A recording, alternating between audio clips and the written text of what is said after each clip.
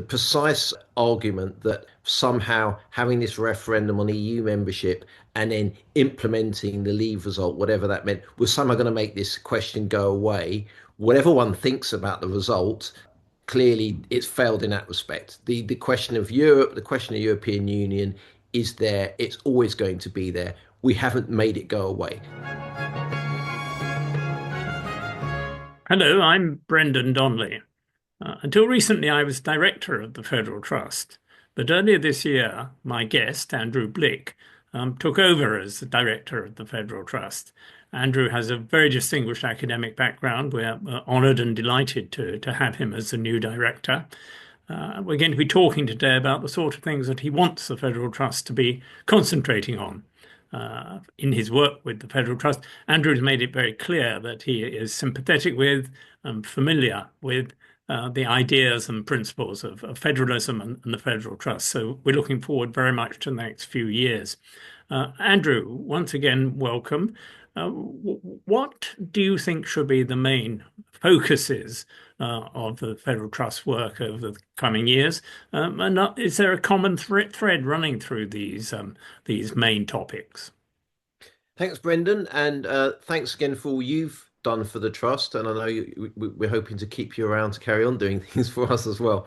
And really looking forward to helping steer what the trust does in its work over coming years, and having been involved with it continuously for a very long period of time. It's good to be now helping out in this role in the trust. And as to the question of what I think we should be doing, as ever with the trust, all the work we do is interlinked, and I suppose this links up to the concept of federalism, which is partly about what are the different layers of governance at which we can address different problems and different challenges, and thinking about what the trust should be doing over the past few years and what's been going on this year. The three key themes I wanted to identify to get us to think about in what we do are: first, the UK relationship with the European Union. This is an ongoing issue. It's something the trust has been interested in for many years, as long as there's been a European Union and before there was a European Union. In many ways, Federal Trust is associated with the federalist movement in the UK, which helped actually create the idea of what became the European Union in the late 1930s onwards. So this is a very important area we've been looking at, and it's a very important area for the UK.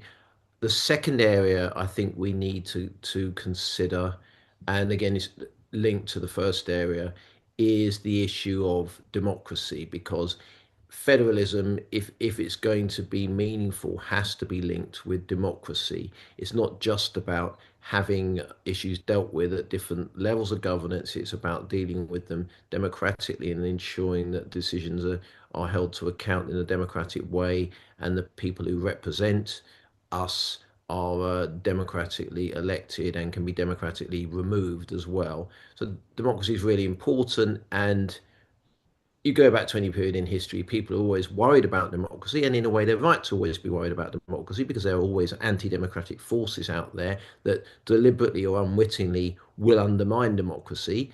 But we know that at the moment, there's a lot more concern about the future of democracy, both within the UK and internationally. And therefore, we need to be taking this seriously and looking at that. It's an issue that can't be avoided. And the third area I want to talk about, which is not my area of expertise, but I know enough to know it's going to be a really serious item on the agenda that, like the democracy issue and like the European issue, we can't avoid, whether we like it or not. This issue is coming our way, is already here in many ways, is going to get more serious. And that's the question of the environment. And the reason I picked the issue of the environment, and in particular the climate crisis, is because, like the other two issues I've just mentioned, they're things that have to be dealt with at different levels. They have to be dealt with locally. The impacts of environmental change is local, has to be resolved locally, has to be mitigated locally, and has to be also dealt with at the kind of UK level, the country level of governance, but then also any serious action to prevent climate change, to mitigate the impacts of climate change, whatever's going to be done about it, or unfortunately not done about it, as the case may be, has to be an international effort. And that's why federalism, again, is an important way of thinking about these problems and how we might address them. Let's go through them one by one, shall we? Future relationship with the European Union. Seems to me that that's proceeding on two parallel, separate, interlinking tracks, perhaps. Tell me what you think. There's the question of the reset with the European Union, which is basically about trade and economic relations. And I'd be interested to have your view on how far that's going. And then there's also the question of the defence of Europe and the way in which the United Kingdom hopes to be able and probably will be able to play a part in the reconfiguration of the defence structure, the security structure for Europe, even while remaining, at least initially, outside the European Union. How do you see these two topics as relating to each other? The first observation to make there, and I know you know this better than I do, Brendan, is that what this establishes is the fact that we're talking about these two things, and that these two things are at the forefront of the UK political scene shows the precise argument that somehow having this referendum on EU membership and then implementing the Leave result, whatever that meant, was somehow going to make this question go away. Whatever one thinks about the result, uh, clearly it's failed in that respect. The question of Europe, the question of European Union is there. It's always going to be there. We haven't made it go away. That's an obvious observation, which is why we need, this is why this is an issue. It's not going to go away. We need to look at it. To come to your two specific points, the reset. Well, the reset to me makes it sound a bit like your PC's not working and you can just switch it off and switch it on again in the hope that the problem you had with it might go away. It's not going to happen like that. So this reset, whenever I hear any kind of attempt to explain it, seems to be a bit of a variant on the have your cake and eat it kind of argument, school of thought, which we tried to pursue first when we weren't in what was then the EEC when it was set up. We thought by establishing a rival organisation, EFTA, we could somehow use that to get ourselves some kind of cherry picking deal. That didn't work. We ended up joining eventually.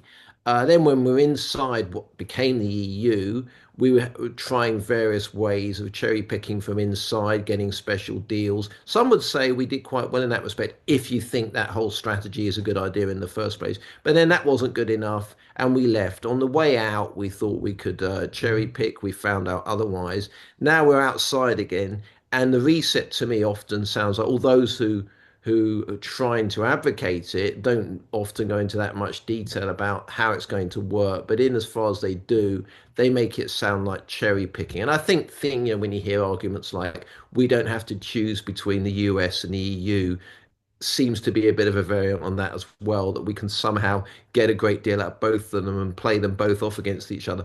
All of that I think is ludicrous. I'm surprised it hasn't already been exposed as such yet, but it certainly is. So uh, in as far as there any substance to reset, it seems to be about fairly meager things which might be significant to the people involved. So I don't want to completely dismiss the problems that people are experiencing at all. But if it's on things like work visas for people under a certain age or some kind of veterinary deal, these are all could be significant for sectors of the economy. But all they really serve to do is show that we're having to we're having to integrate ourselves as far as we can from the outside, and they're much, much, much inferior versions of what actually being in the EU was, and then certainly not a substitute for EU membership. They're just off taking some of the absolute worst edges off being outside. So that's the reset point.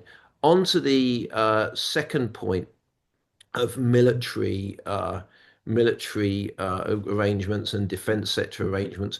Well, one point there is we're not fully in the whatever agreements are being reached within the EU.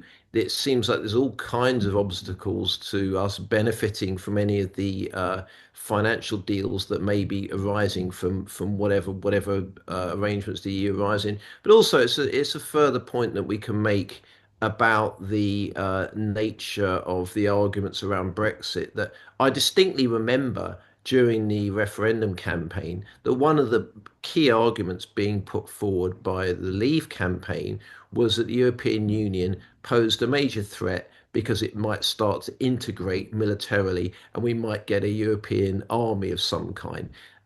Now it seems as though people, including some people, I think, who have been favourable to Brexit, or at least accepting of Brexit, seem to be arguing that the EU does need to get some kind of military arrangement, and Europe does need to integrate militarily. So again, that argument's kind of collapsed. So yes, I'm certainly in favour of more defence integration in Europe, but I would also like to note, and we need to note, that it does explode further arguments that were mounted in favour of Brexit in the past. So I also think that if that does happen, it will be a major development in the pattern of European integration. Because back in the 50s, one of the setbacks for European integration in the mid 50s was the attempt to establish a European army, which I think was voted down in the end in the French Parliament. And that's why the idea was defeated. Europe then developed in other ways, economically and politically. But Mm. if we're actually coming back to military integration as well, which also to me points in the direction of more integrated foreign policy for Europe as well. That's a major development. I really regret that it's necessary. I think the reason it was seen as necessary in the 1950s to a large extent was because of the threat from the Eastern Bloc. Uh, I regret that we're back in a position where we feel like that again. I think maybe what we haven't got now, which we had a bit more then, is support from the other side of the Atlantic. So in a way, the need, in some senses, although I don't think that the Russia is as big a military threat as the Soviet Union was, the lack of an ally of a solid ally in the US makes the problem larger. So I really regret that it's necessary. But if it's going to happen, this is a serious development and one that also exposes another of the completely misleading arguments put forward during the referendum campaign. Let's talk about democracy because Yeah. there are people who think that exactly what you just mentioned, uh, transatlantic circumstances, the presidency of Donald Trump, is a very good example of the dangers to democracy that you see. Um, what do you have in mind? Is it a more um, global phenomenon that we should be looking at, or is it different in different countries? It's both global and specific to particular countries. There are always threats to democracy. Movements like populism have always been around. Movements like fascism in various different forms have always been around. Extremism of the left as well. We've already touched on some of those issues historically that Europe has faced. I suppose a particular problem at the moment is that countries which seem to have progressed more in a democratic direction during what we called the third wave of democratization, which ran from the 1970s maybe through to the early 20th century. Some of those countries after having seemed to move towards democracy, I think, for example, of within the EU, and let's not forget this is going on within the EU, we can't be blind to that, is Hungary, for example, is an example of a state which appeared to move more towards democracy, has now moved decisively away from it. That's going on. But also added to that, we're seeing countries that were regarded as stable democracies as countries which could be counted on to remain pretty democratic and also to some extent, although not always perfectly, to promote democracy elsewhere are now apparently moving in an authoritarian direction. Obvious example being the US, but obviously, again, within the EU and in the UK, we see populist movements that have a clearly authoritarian, anti democratic flavour to them becoming powerful, even if they're not always coming to power, or sometimes, as in the case of Poland, they can be removed from power to some extent. They're there and they are forces within, and I suppose Poland's an example of bit like Hungary, one of these countries which moved away from authoritarianism and then has experienced some difficulties. But in the case of, say, France, we see a powerful populist movement at the right. In the UK, we see Reform UK. So the established democracies, as they're once regarded as being, are also in difficulties. That's a bit of a different challenge, and that's in some ways why people are even more worried about democracy. It's actually come because these problems have actually come to what were regarded as the established democracies. What would you see as being the role of the Federal Trust in contributing to this debate? What are the specific arguments and values that the Trust can bring forward? I think there were two major warning signals for democracy in the same year in 2016. One of them was Donald Trump getting elected for the first time. When he got in, he proved to be, although not a good president, did lots of unpleasant things. He didn't fully implement all of the aspects of his program, and that may have lulled people into a sense that, well, things can just kind of carry on, and then you get rid of the president and you get a different one in. Second time around, Trump's clearly been a lot worse. No more Mr. Nice Guy. No one was the nice guy. I mean, people criticize politicians when they don't deliver on what they promise to do, but sometimes it can be a lot worse when they actually do that. And then the other signal we got was the EU referendum. And Donald Trump very clearly said during his campaign that if he gets elected, it will be a kind of Brexit on stilts, I suppose you could say, which is in many ways true. And we see the kind of policies that Trump's pursuing with tariffs, the self harm is analogous to Brexit in many ways. And I think although some people, or many people, including even Farage himself, Nigel Farage himself, are now trying to distance themselves from Trump, we can't allow them to have that. They are in many ways, they're not identical movements, but they're clearly part of a pattern. So we got those two warnings in 2016. And I think Federal Trust has a good record already there in being an organization that was really willing to scrutinize this result and not just simply accept the people have decided we've got to leave, but actually ask, well, what have the people decided and what does this mean? And not simply accept that the result had to be implemented, whatever that meant. So I think that's what we've done. We can't necessarily, we're not here to directly challenge Trump. We're not, that will fall to others, but we certainly have been here to challenge an important aspect of this international tendency I've been talking about, which Brexit very clearly is. And in many ways, when you look around the world, you look at the established democracies that have had populist movements within them, the act of Brexit is one of the most extreme examples of that kind of populism that I can think of. That nobody else has left the EU.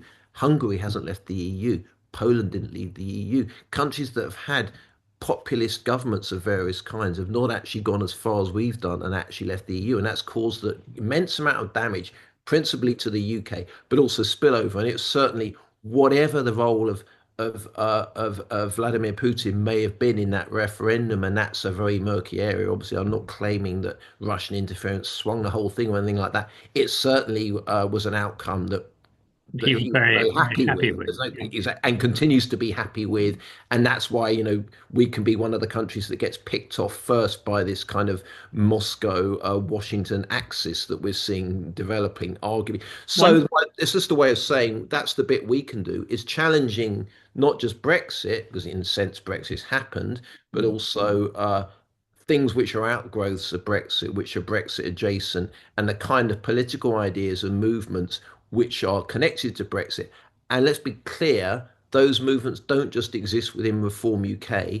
You find them in the Conservative Party. You also find them within other mainstream parties, if you want to call the Conservatives a mainstream party, including the Labour Party, and acceptance of some of these ideas and a parroting of some of these ideas without really questioning them. well, and that's a very good lead in to the third question, that of the environment and climate change.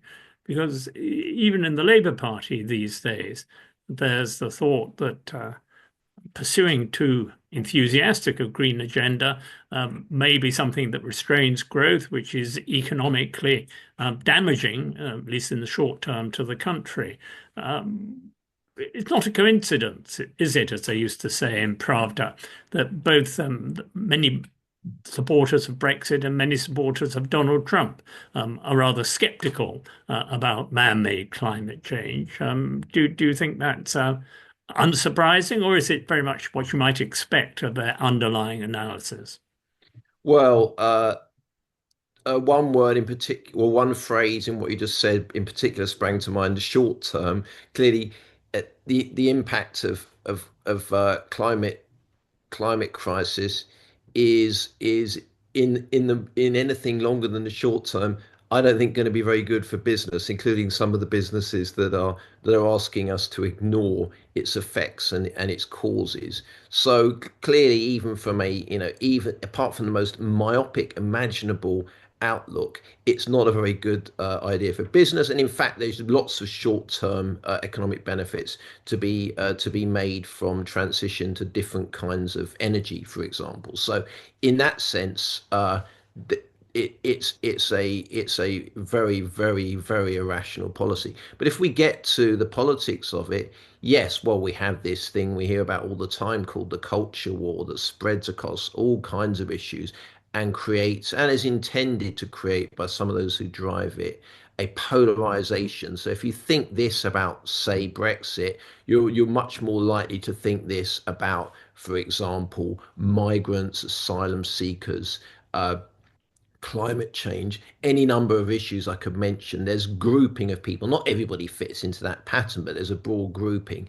And that becomes a real problem politically because it becomes a way of mobilizing people in support of groups of causes. And this worries politicians, particularly mainstream politicians, who might otherwise have hoped to pursue more rational, moderate programs which might be able to bring larger groups of people towards the political centre, but also mobilise them in support of doing the things we actually need to do about the climate, for example. Or you could argue the things we're going to need to do in our relationship with the EU.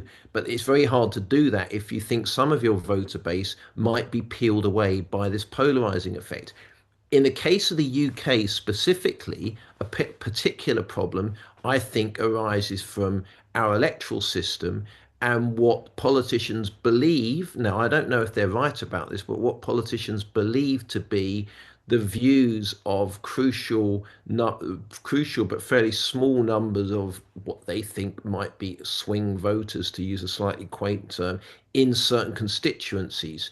And because of the way our electoral system works, in theory, a relatively small number of voters can have a big effect. And it's impacted both this view has impacted both the Conservative Party and the Labour Party. Labour Party in particular, I think, will be haunted by the 2019 general election where they lost the so-called red wall, and they will believe, and they've been told this by people around them who maybe they listen to too much, that there are voters in the red wall who are going to be put off but from voting Labour, maybe will vote Conservative, maybe now will vote Reform UK if Labour takes certain stances on particular issues, such as Such as migration.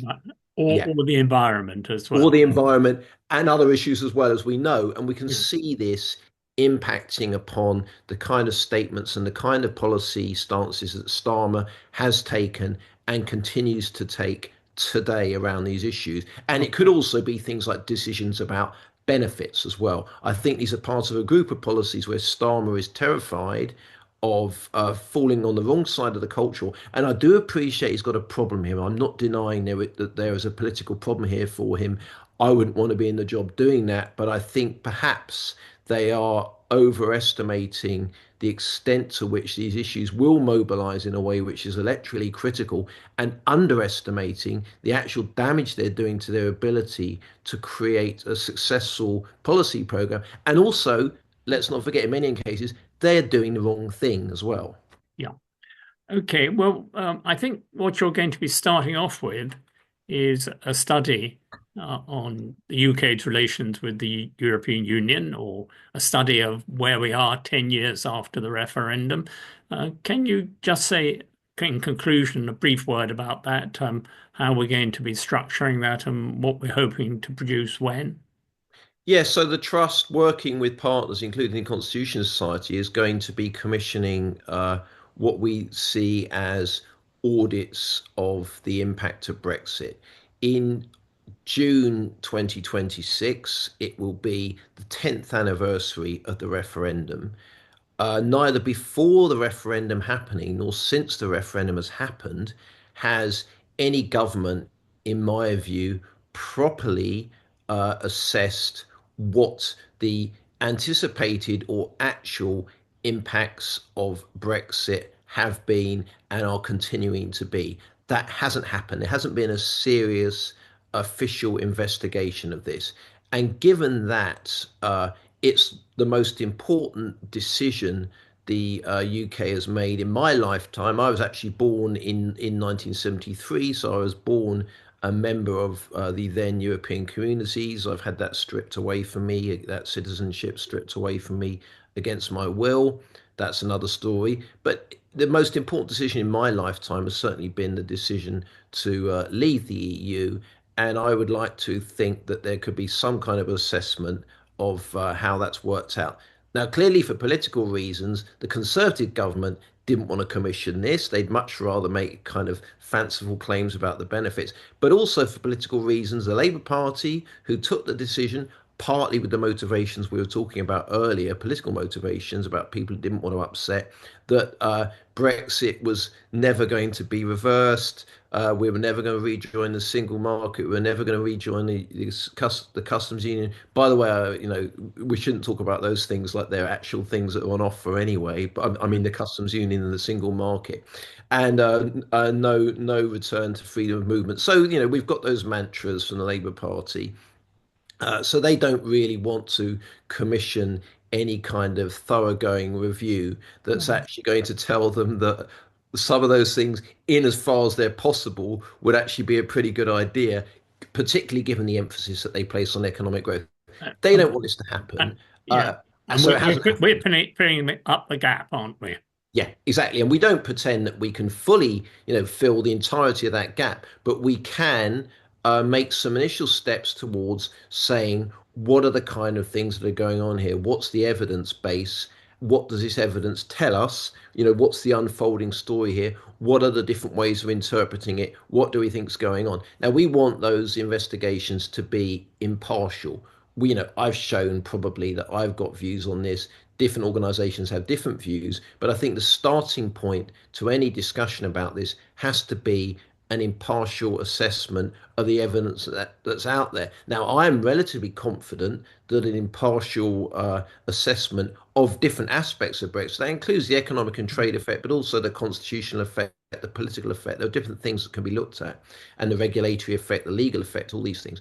I'm pretty confident that the results of such an investigation will show that Brexit has, across many different metrics, been a disaster. But I'm relaxed about that. But I also think we need to start with an impartial assessment that isn't led by that conclusion at all. That looks at the evidence.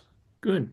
Well, we'll look forward to reading the results over the coming year.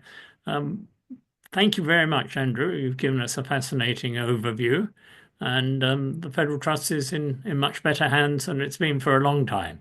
Oh well, I Good wouldn't luck. say that, but Good thank you, luck. Good Brendan. luck. Thank you very much. Thank you very much for listening to us.